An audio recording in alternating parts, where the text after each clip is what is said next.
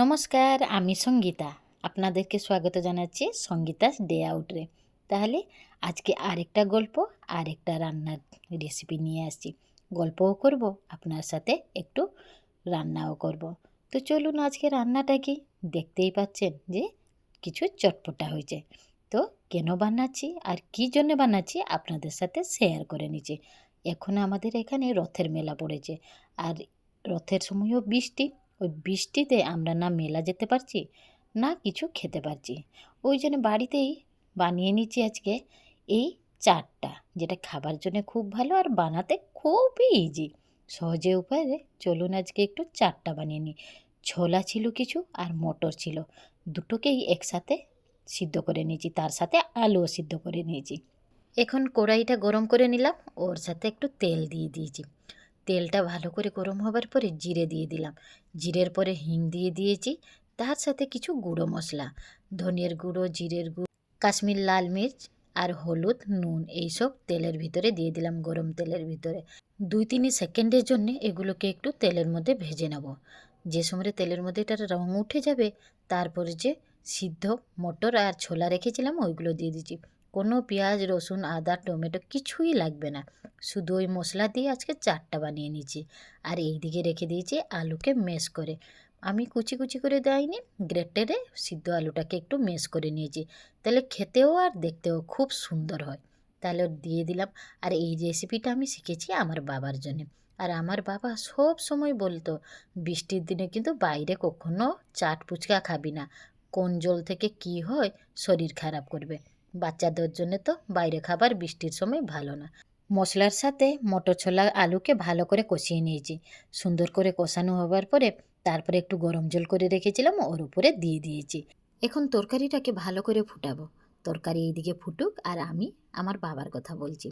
আমার বাবা কিন্তু সব সময় ফুচকা চাট বৃষ্টির সময় খেতে দিত না, বলতো যা খেতে ইচ্ছা সবই ঘরে বানিয়ে খাও, কিন্তু বাইরে খাও না। বৃষ্টির সময় বাইরে খেলে শরীর খুব খারাপ করে, আর বাচ্চাদের জন্য তো বিলকুল ভালো না। তো ওই জন্যে আমাদেরকে কখনো দিত না। উনি মাসের 2বার করে নিজে বাড়িতে বানাতো, আর আমাদের ভাই বোন সবাইকে বসিয়ে খেতে দিত চাট বানিয়ে। তো ওই রকমই আমিও ভাবলাম, এখন যদি বৃষ্টি হচ্ছে, কেন আমি আমার ছেলেকে দেবো বাইরের খাবার, তো সন্ধ্যার সময় একটু নিজের বাড়িতে বানিয়ে দিই। তরকারি খুব সুন্দর ফুটে গেছে, মাটির হাঁড়িতে ঢেলে নিয়ে চলে আসছি। এখন সব জিনিস কেটে কুটে রেখে দিলাম, এবার চাটটা বানিয়ে নিই। মাটির পাত্র ছিল, ওই মাটির পাত্রতে ঘুগনিগুলো নিয়ে আসলাম। এবার শসা, পেঁয়াজ, গাজর, লঙ্কা, ধনিয়া পাতা সব কিছু ওর উপরে ছড়িয়ে দিই। আমার বাবা কিন্তু খুব সুন্দর চাট বানায়, আর ওনার চাট খাবার জন্য আমরা বসে থাকি। আমি, আমার ভাই বোন, আর আমার যে বড়দি, ওই বড়দির 2-3টে বান্ধবীও খুব ভালো খেতেন। আমরা যেদিনকেই চাট বানাতো, আমার বাবা ওদেরকেও বলতো, তোমরাও সন্ধ্যার সময় এসো, সবাই একসাথে বসে খাবো। আর আমরা সব সময় একসাথে খেতাম। আর একটু আদা কুচি দিয়ে দিয়েছি, সব কিছু দিয়ে আদা কুচি দিয়ে, আর টক জল তো নিহাতি। টক জল দিয়ে চাট মশলা, নুন, বিট নুন, সব রকমই মশলা টশলা দিয়ে, ঝুরি ভাজা দিয়ে সুন্দর করে এই চাটটা বানিয়ে নিয়েছি। বাবার মতন বানানো তো আর আমার পক্ষে সম্ভব না। বাবা বাবা বাবা যেমন বানাবে, কি আর বাচ্চারা ওই রকমই হতে পারবে? বাবার সাথে তুলনা করলে তো হবে না। এবার রেডি করে নিয়েছি, রেডি করে নিয়ে বউর আর ছেলের জন্য সাজিয়ে নিয়েছি। কমেন্টে জানাবেন কেমন হয়েছে। জানেন, আমাদের তো খুবই টেস্টি লাগছে, কেননা যা দুর্দান্ত সেন্ট বেরোচ্ছে। চাট মশলা, তার সাথে আমচুরের পাউডার, টক জল, কিছু তো বাদ দেয়নি, সব কিছু দিয়েছি, দিয়েই চাটটা বানিয়ে নিয়েছি।